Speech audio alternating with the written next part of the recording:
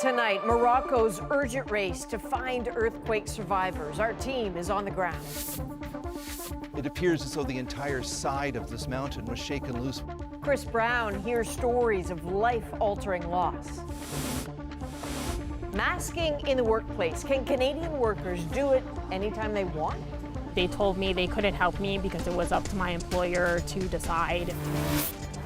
Canada's housing crisis, from tenants They were leaving holes through the walls. to landlords.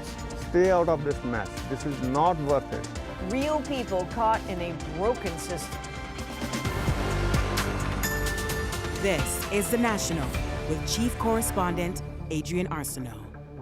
The search for survivors in Morocco has reached a critical point. More than 72 hours have now passed since that powerful earthquake leveled villages, trapping thousands under the rubble.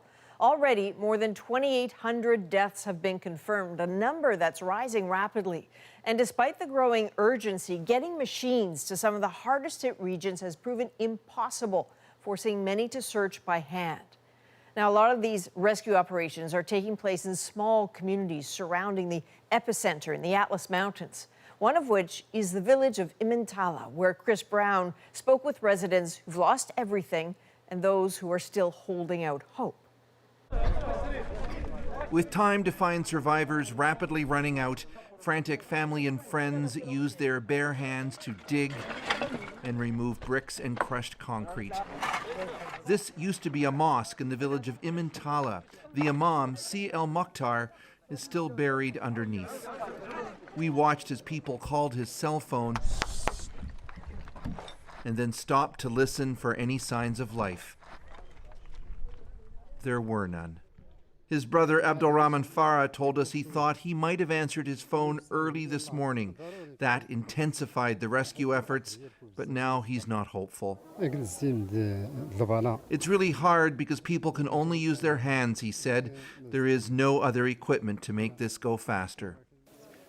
The damage here in Imantala is the worst that we've seen so far, and this is one of the reasons why.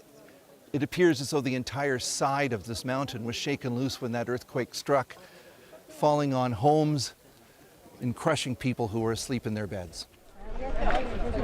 Crews from other countries have now joined the search and recovery efforts, but these are extremely difficult places to access.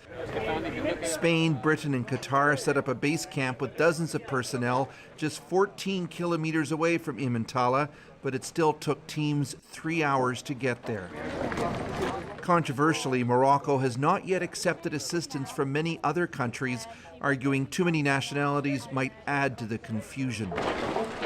Rescuers say while survivability diminishes rapidly after 72 hours, it's not a hard deadline. In the Turkey earthquake earlier this year, we made 11 live rescues, including a couple that were 5-6 days post-earthquake. 100 people in Imantala are already known to have been killed, and there are many other bodies to be found. Most survivors have been left with nothing. Jamo lost her mother and 2 grandchildren, and she worries what her family will do now. We ask our people and our king for help, she said. Winter is coming. We need somewhere to take our kids and our family members that are still alive. Chris, I can see you're back in Marrakesh, but the damage you saw in Imantala seems catastrophic. Is there any hope at this point for more survivors? Well, there's always hope, Adrian, but it's going to be a long hope. These homes that we saw were not built, obviously, to withstand earthquakes. When we were in Turkey, we did see people survive in air pockets because when the homes collapsed, the concrete and the rebar formed almost air pockets. Well, that's not the case here. These homes are much more primitive. They're made of rock and brick held together by mud, and when the ground shakes, they just crumbled. All right, Chris Brown reporting in Marrakesh. Turkey says it's sending desperately needed planes, rescue crews, and aid to eastern Libya after a powerful storm struck the Libyan coast. Paul Hunter on a tragedy where the loss of life is thought to be in the thousands. In the immediate aftermath, once the storm had passed, even amid the rescues, the scope of the disaster was masked by darkness. It was Libyan TV that later showed the true devastation. Entire neighborhoods wiped out by sudden catastrophic flooding. Heavy rains from a weekend Mediterranean storm led to the collapse of 2 dams, sending torrents of water racing toward everything in its path. The death toll in the Libyan city of Derna, said this government spokesperson, exceeds 2,000. 5,000 to 6,000 more, he said, are still missing. The challenge for rescue workers now is simply getting to Derna, a coastal city of 100,000. Roadways in and out remain flooded, stalling convoys of aid. Drone video underlines the vastness of the flooding and that in so many places the water has yet to recede. But it's at street level in urban areas where it's clear this was a full-on horror show. Roadways torn apart, buildings, vehicles, people swept away. Survivors tell stories of waking up to their homes besieged, shouting for help from inside as the rising water raged. Even when the rest of the aid workers get there, they may well wonder where to even begin. Paul Hunter, CBC News, Washington. To the news here at home now. Let's start with the trial of the man accused of murdering 4 members of a Muslim family in London, Ontario. As the jury heard in an opening statement today, he's also facing terrorism charges. Thomas Daigle has the details, some of which are disturbing. For friends and loved ones of the Afzal family, this trial brings grim details, but also the chance for justice. The 22-year-old accused of murder and terrorism was transported to the courthouse and kept out of view. Inside the courtroom, Nathaniel Veltman looked ahead and showed no emotion as a federal prosecutor laid out the case. Community members listened in person in Windsor, while others watched a special video link inside the courthouse in London. We've come together through this challenge, and for me personally, it's about seeing it through to the end. On that evening in June 2021, prosecutors allege Veltman hit the road in London and set out to kill Muslims. According to the Crown, Veltman admitted he'd planned the attack for 3 months. Spotting the Afzal family, he pulled a U-turn, then sped up to run them over. The jury heard he later told police, "I was planning on killing. I knew what I did. I don't regret what I did. I admit that it was terrorism." But this legal expert says that statement doesn't guarantee a conviction. The jury needs to be sure beyond a reasonable doubt that he had understanding that what he was doing met the definition of terrorism under the criminal code.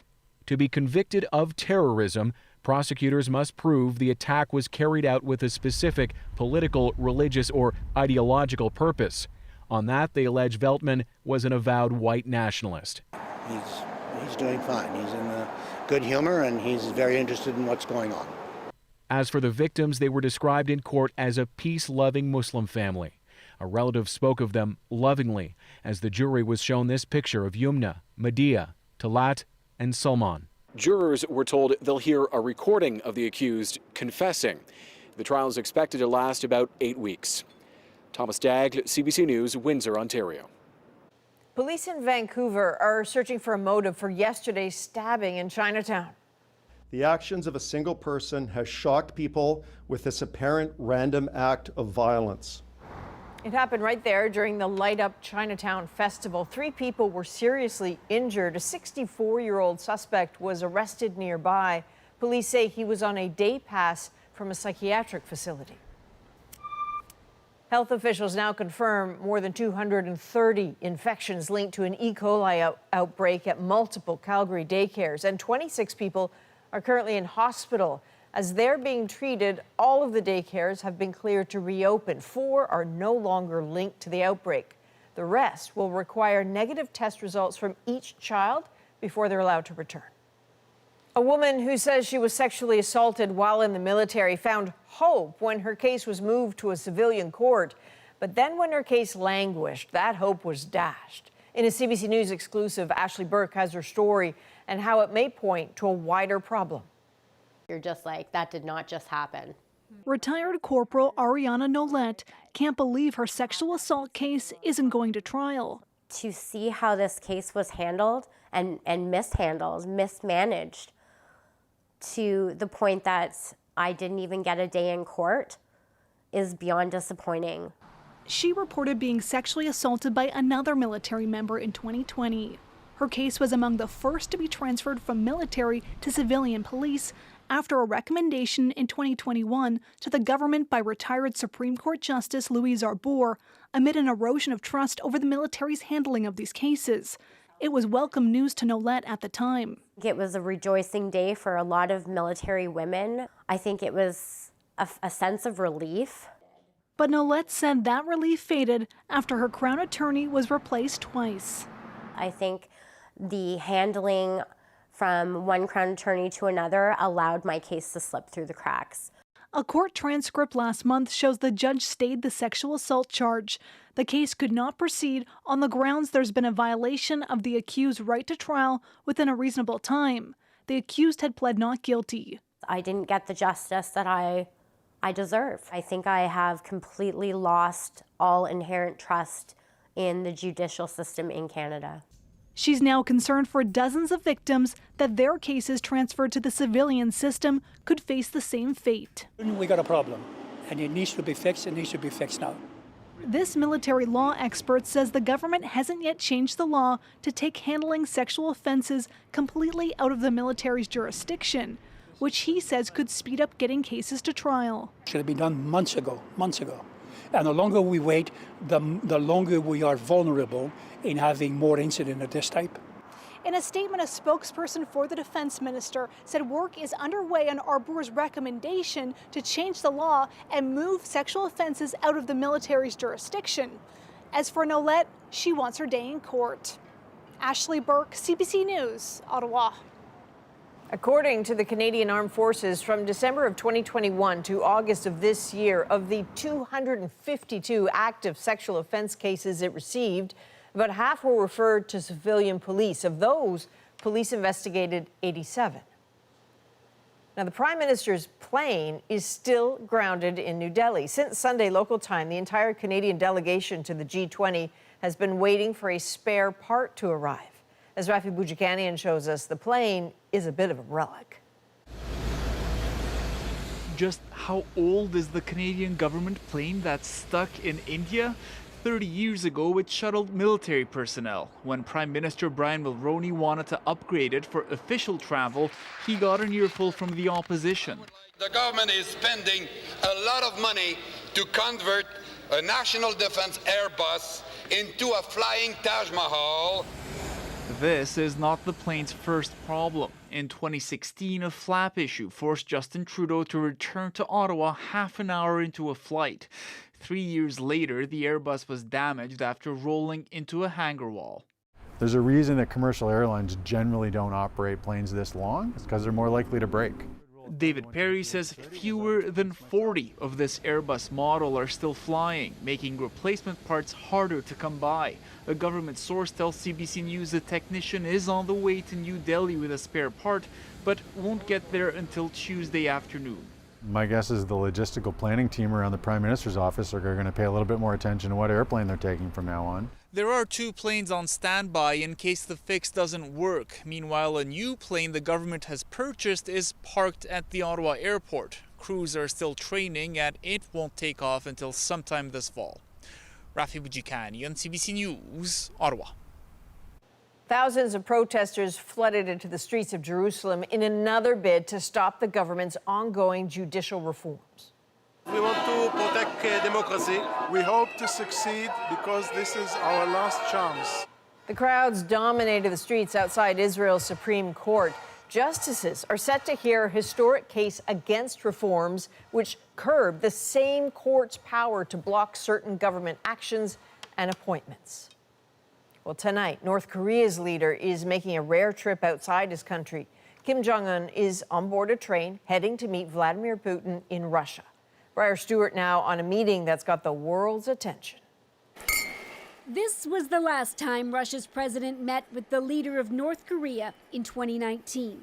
Now Vladivostok, a city in Russia's far east, is again ready to host the reclusive Kim Jong Un, one of the only leaders perhaps more maligned in the West than Putin. North Korea is such an isolated country. Maybe they'll be friends with us, said this woman. But what worries U.S. officials is just how far the nuclear-armed countries could go to help each other out. North Korea showed off some of its military arsenal during a carefully choreographed parade on the weekend. The U.S. believes what Russia is likely after is ammunition and shells, which it's running low on after more than 18 months of war in Ukraine. I will remind both countries that any transfer of arms from North Korea to Russia would be in violation of multiple United Nations Security Council resolutions. North Korea has previously denied selling arms to Russia, but over the summer, Russia's defense minister, Sergei Shoigu, visited Pyongyang. If North Korea were to give Russia weapons, what could North Korea get in return? Russia will be willing to provide energy support, technology support, and I think this symbolizes that Russia will continue to support North Korea's development of its missile and nuclear program. This professor of international relations says it would be hard for the West to punish North Korea because it's already heavily sanctioned, and any UN proposals would be voted down by Russia and China. As for Putin, he's already in Russia's Far East, where he helped to christen oil and gas ships. At a time when the leader is bereft of other allies, Russia appears poised to deepen its ties with a country that shares its isolation and hostility towards the West. Briar Stewart, CBC News, London. Ceremonies were held across the U.S. today to mark 22 years since the attacks on 9/11.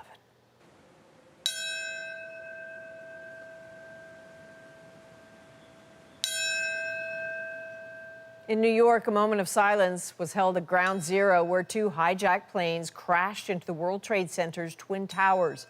Another targeted the Pentagon. A fourth crashed into a field in Pennsylvania after passengers fought for control of that plane. Overall, nearly 3,000 people, including 24 Canadians, were killed, the deadliest terrorist attack ever on U.S. soil.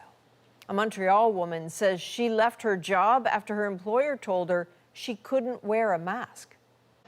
Employers can really decide what an employee will wear at work. But does the law allow for other considerations? Next. Tensions are high in the Taiwan Strait. David Common is on board with an exclusive look behind the scenes of a critical Canadian mission. And later, deep beneath the sea, a mysterious discovery. I was looking at it and I was like, I have no idea about this. The golden find that's got scientists so excited. We're back in 2.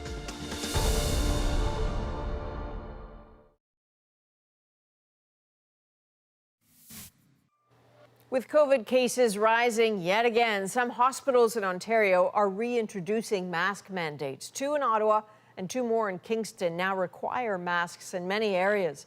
BC is currently considering making masks mandatory in hospitals. And now to a story about a woman who very much wants to wear a mask. She says her employer wouldn't let her. As Alison Northcott shows us, it seems to be a bit of a regulatory gray area. Sarah Ben-Sabat wears a mask in most indoor spaces. To protect myself. And recently resigned from this Montreal restaurant after she says a manager told her to take her mask off. They told me that they had received complaints from customers about the mask, and that if I wanted to continue working there, I wouldn't be able to wear my mask anymore. Ben-Sabat contacted Quebec's Workplace Health and Safety Board. They told me they couldn't help me because it was up to my employer to decide if I could wear a mask or not. The board says employers have to protect their workers, but can determine the conditions under which work is carried out. The restaurant says it doesn't require its staff members not to wear masks, and that it did not demand Ben-Sabat's resignation over it. Employers can really decide what an employee will wear at work. So in many parts of Canada, the right to wear a mask at work without a medical condition isn't written in stone, says this lawyer. It's not rising to the level at this point, in the government's perspective, that masks are necessary to provide a safe and healthy workplace. So it is gray. They can certainly file an unsafe work complaint and see what the ministry will do. In the U.S., the fast food chain In-N-Out Burger recently ordered employees in several states not to wear masks unless they have a medical condition. Wearing a mask literally adds a barrier to communication, the company said. Some provinces, such as Manitoba and Saskatchewan, say employers can generally decide their own mask policies, but other provinces say workers may be protected under human rights legislation. BC's Human Rights Commissioner says the law is still evolving. I think from a human rights perspective, we have to allow people who want to mask for self-protection and again to protect those most vulnerable among them to do that. Ben Sabat has another job now where she says she plans to keep masking. Alison Northcott, CBC News, Montreal. It's been far from a normal September for many students in the UK, with unsafe concrete forcing the closure of schools. The public realm is literally crumbling. Why critics say it's symbolic of a country in decline. Plus, international tensions in the Taiwan Strait, Canada at the center of it. Make no mistake, what we're about to do is quite serious. And at the highest levels of government are paying attention to what we're doing. David Common is there on the water and in the air. And on the front lines of Canada's housing crisis, tenants and landlords crying out for help. I'm done being landlord. This is a nightmare. What many are calling a failing system. The National breaks down the story shaping our world. Next.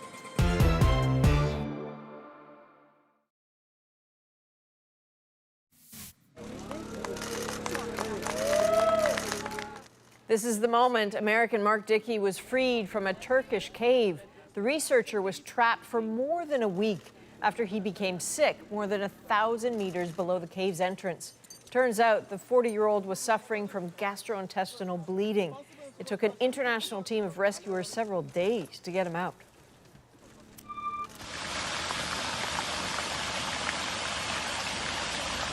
And that is red wine flooding the streets of a Portuguese village this weekend after more than 2 million litres burst through 2 container tanks. No injuries reported, though some minor damage, clearly. The company that owns the wine says it will take full responsibility for the cleanup. And the British government has announced a list of 147 schools across the country that are at risk of collapse. But as Margaret Evans shows us, add in worries about the rising cost of living, and it's not just buildings that are crumbling. Let's face it, Britain's been having a hard go of it lately. Downing Street having coughed up 3 prime ministers just over the last year. The latest, Rishi Sunak, is on the verge of making it to a whole year in office. But he's also being blamed for what critics are calling broken Britain, quite literally. Why did that shatter so easily? Lessons on all things concrete are being offered up on the nightly news after Sunak's government ordered more than 100 schools to close buildings, citing weak and aging concrete in danger of collapse. And they did it just a few days before the start of the school year, even though the problem had been flagged in 2018. The opposition has gone to town.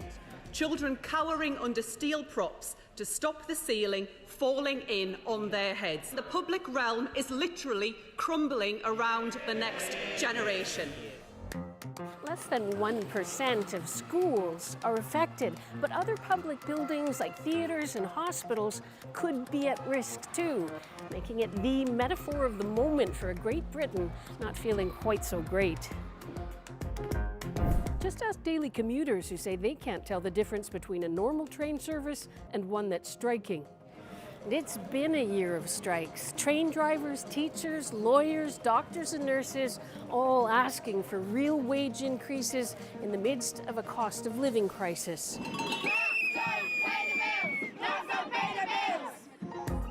The government is blaming the strikes for increased wait times in the National Health Service, wait times Sunak has pledged to bring down. The opposition here puts it all down to more than a decade of austerity under successive Conservative governments. And opinion polls these days put the Labour Party a good 20 points ahead of Sunak, with an expected election call next year. The most important issue, whether you're a Labour voter or whether you're a Tory voter, is the cost of living. Then things like public services and things like that. And you've got to show that we're moving in the right direction on the economy for the Conservatives to have any chance at all. And we haven't even mentioned the B word, Brexit. Still a touchy subject here. Recent opinion polls suggesting more than half of Brits now think it was a mistake. Margaret Evans, CBC News, London. Now, this is the moment in the show where we break down the news shaping our world. Landlord and tenant boards created to solve conflicts are backed up and failing absolutely everyone. But first, this is your exclusive look inside a bold mission. A Canadian warship cruising through China's backyard, always on guard. Hold the line, okay? Because anything can happen. And a fishing boat just might be a spy ship. Canada is in a high-stakes global chess game, so let's get you on board. David Common, what is happening on HMCS Ottawa? Well, Adrian, we're out here in the South China Sea, and a helicopter launched from this Canadian warship ended up stumbling across a Chinese aircraft carrier. It was chased away by Chinese helicopters. Hardly the only encounter on this journey.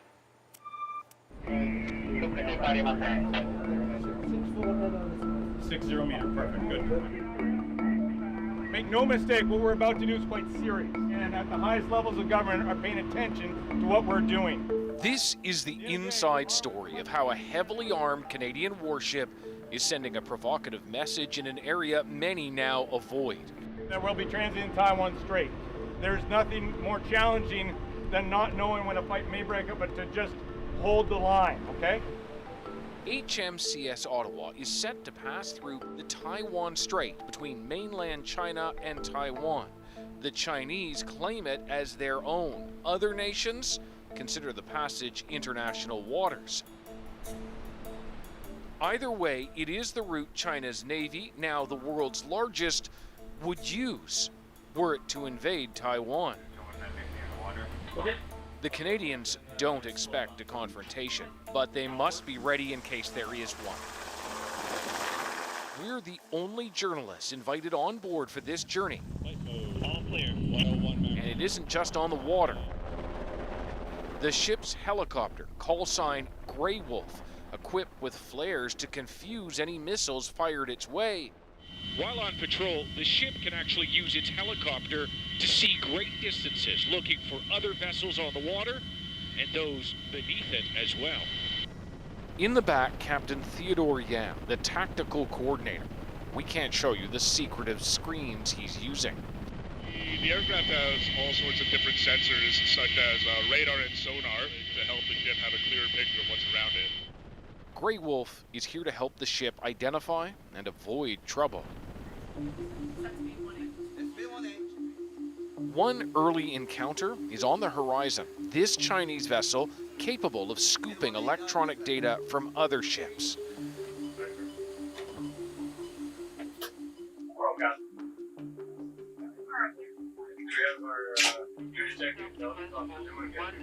This is Chinese warship 161, over. Then much closer, a Chinese destroyer arriving just as Canada links up with friendly forces from Japan and the US. Over the coming days, there are consistent signs of Chinese ships paralleling the Canadian moves. As day turns to night, the shadowing continues, with the crew on the bridge challenged that much more in the darkness. This is a 24-hour operation. There's no rest. Before the transit of the Taiwan Strait, the ship refuels from the only gas station out here, the Canadian supply vessel Asterix. Sending these ships all the way from British Columbia is a major expense, a long way from home. But the federal government has deemed it a strategic priority. Steer 220. Steer 220. Now, the day they've spent weeks preparing for. So this is monitor. As HMCS Ottawa turns into the Taiwan Strait, it follows behind an American naval vessel, the USS Ralph Johnson, flanking them both 3 ships from China's Navy.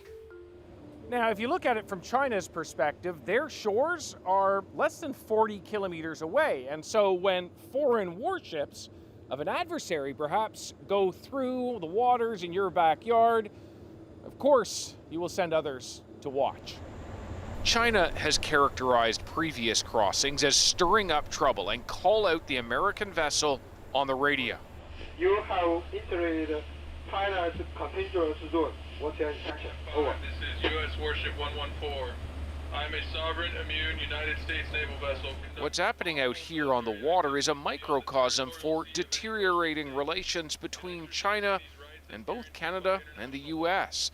Such a journey 4 years ago would have been normal without warships shadowing each other. Just 6 years ago, this same Canadian ship pulled into Shanghai for a visit, welcomed and celebrated by China's Navy. Yeah, roger, report. The change in such a short time is difficult for the most senior Canadian sailor, Commander Sam Patchell. There's a loss of trust, and so everyone here is a little bit on edge. I don't know if we're trusted. Why are we here? And this tit for tat of a lack of trust that obviously used to exist. Ships maneuvered freely in here, so hopefully we can get to a space again where we just trust each other. The Taiwan Strait is also where a vast fishing fleet operates, and that is a risk for the Canadians. When this fishing boat turns towards them, there isn't much room left to maneuver. He came a little closer than I would have liked. Ottawa's captain knows that. Avoiding any incident, whether with China's Navy or another vessel, is critical. I don't want to do anything that could lend or lead to discredit to us. And with the world watching, it would be very easy to use that information against us in Canada and delegitimize our presence. They steer the lumbering frigate around the fishing vessel.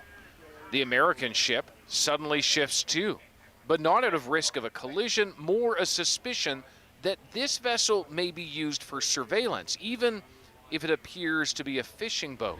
Three Chinese shadows on the side here. Throughout, the ship is mirrored by a Chinese destroyer and 2 guided missile frigates. They're never far, but not that close either. The young sailor's part of a strategic game, its main stage, the international political arena, but seen more viscerally here on the water. 2 nations, barely talking, in a stare-off at sea. Always safe, but also with a hint of danger. And big questions about where this is all heading next. So, David, why has Canada gone all that way to send a message?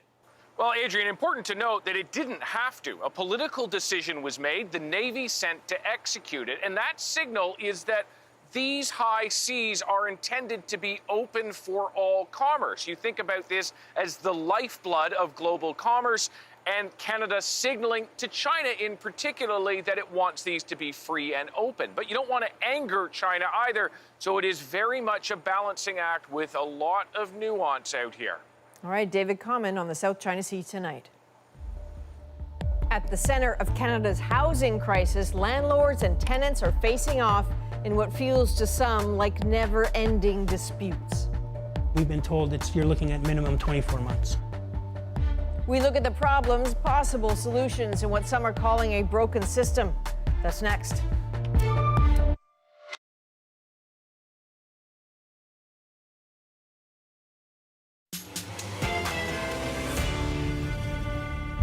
The bitter battle over rental housing raging across the country. We can't open the windows in any of the apartments. Tenants feeling pushed out and priced out. Do you not feel like paying rent this month? Landlords fed up with rent unpaid by tenants that cannot budge. This is a nightmare. The government referee failing them both.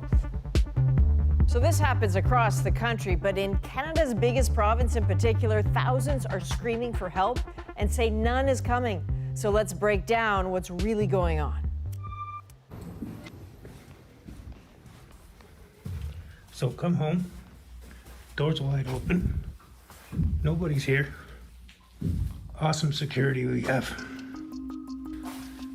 For a moment, imagine this is your rental apartment and what you've been dealing with for months. Beauty. And no, it's not you who left the door wide open. They were leaving holes through the walls for months at a time. They were leaving projects half completed. Mike Reed's been begging for years for repairs to get done, and when they are, he says it's chaos. You come home and you're frustrated because it's loud, it's hot and it's dirty. There's no downtime. And then there's this. So since the construction started, there's heavy machinery going on. We can't open the windows in any of the apartments on the east side of the building. Dust is just caking through. Sundays there's been work going on. The sound of what he says is 6 a.m. construction. A new tower going up next to his. Work is not supposed to start that early, and he complains. His current rent, $1,600 and climbing. But an identical unit is advertised for $2,995. Mike maintains he feels like the landlords want to push him out to get higher rents. They want us out. Don't like it? According to Mike, the management company says he can take them to the Landlord-tenant board, known as the LTB. And here's the thing. Mike is trying to do that, but that place is the crux of a crisis in Ontario. The option that we want to take by getting in front of a judge, we've been told you're looking at minimum 24 months. A 2-year wait? This is not how it used to be, according to a recent ombudsman's report. Several years ago, to schedule hearings could take just weeks. Now, it reports tens of thousands of people in Ontario have been denied justice because of excruciatingly long waits. Just try, for example, getting into the actual building. So part of the problem here is that over the course of the pandemic, the in-person tribunals closed. They went online, which was fine. But now they're still online. They're not doing in-person. And there was already a backlog before the pandemic. Now, because of measures during the pandemic, that backlog is huge. The numbers revealed most of the complaints are coming from landlords, almost 90% of them. This is such a bureaucratic mess, like I'm done being landlord. This is a nightmare.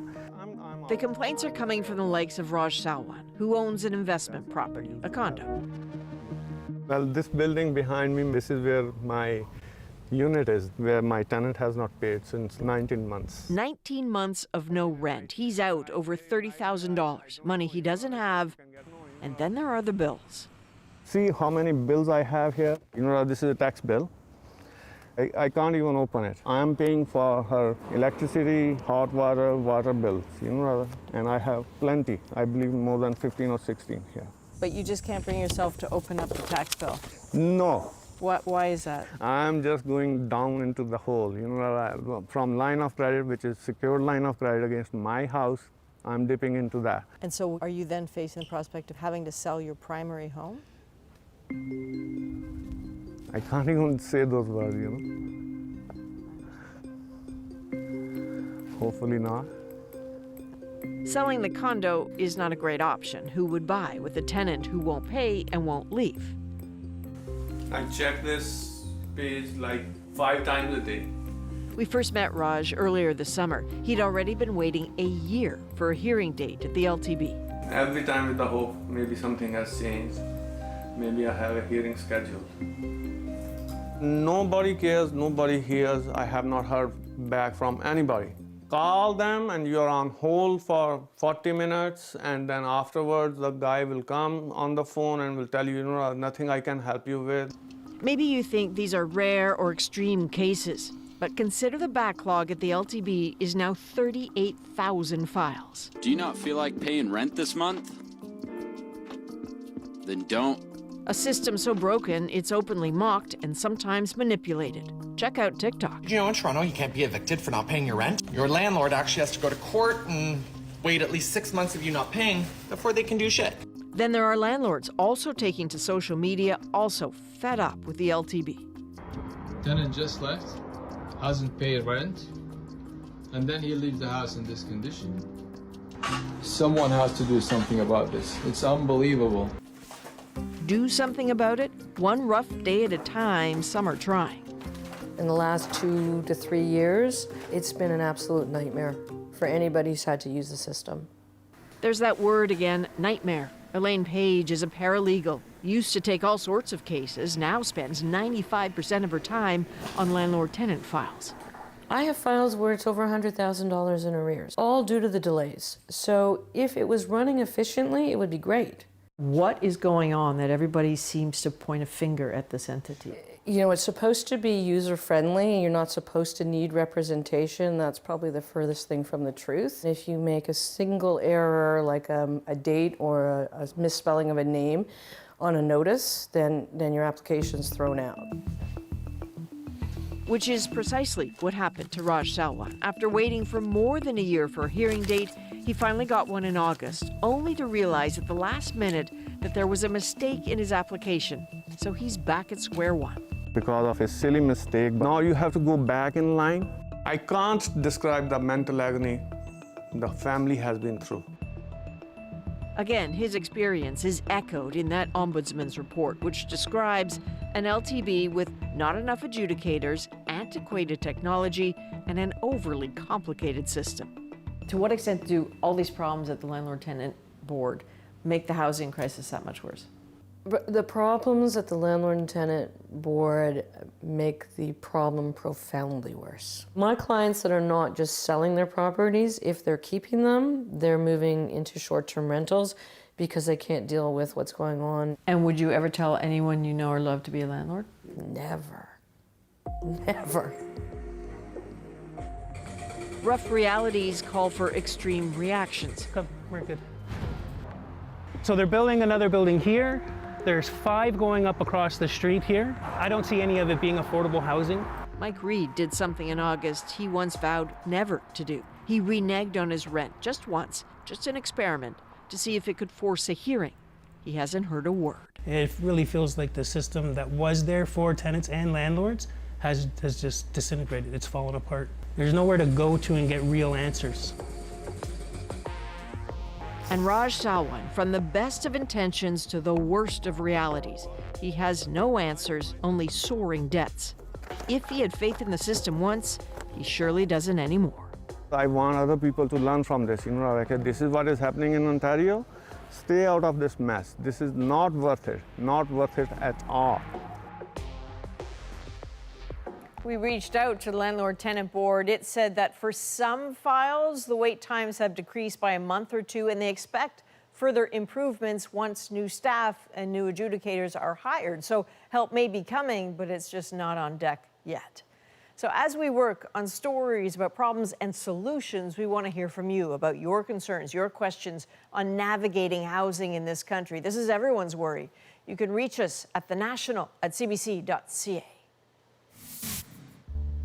Coming up, a mysterious discovery on the ocean floor. And so when we saw it, I was like, I have no idea about this. The golden orb that has even the experts stumped. That's next in our moment.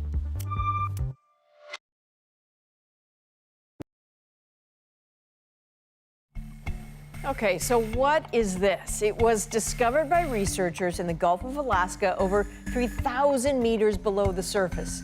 Top scientists are still stumped by the puzzling golden orb. So far, all we know is that it is indeed biological in origin, which has sparked the world's collective imagination. This little golden mystery is our moment. Yeah, I don't know what to make of that. So we were diving along the Kodiak-Bowie Seamount in the Gulf of Alaska. It was a very vibrant color. And so when we saw it, I was like, I have no idea about this. So I waited for our sponge biologist to walk in the room, and they said, I don't know what that is. And we talked to other sponge biologists, and they were like, maybe that's not that. Yeah, it's definitely got a big old hole in it, so something either tried to get in or tried to get out. Nobody really has any great guesses. The first thing that jumped out to us on ship was that it's very reminiscent of the first episode of The X-Files because it just really sparks the imagination. I'll just go out and tickle it. That's when we decided to take a sample and bring it on board so we can do a little bit further analysis on it. We're just waiting on DNA analysis once it gets back to shore. Yeah, there we go. Oh, there it goes. Perfect. I think conclusions are unfortunately going to have to wait a little bit. And I think that's a great thing, just seeing what's on this planet that's almost feels like it's out of this world. So we will get you an answer. Our producer, Andrew Kitchen, I know is going to be all over this. I initially wondered if it was just like garbage from a cruise ship, but apparently it was so deep and it's biological, it's not. So for all of us here at The National, thank you for being with us. You can watch anywhere, anytime on the free CBC News app and subscribe to the National's YouTube channel. I'm Adrienne Arsenault. Take care.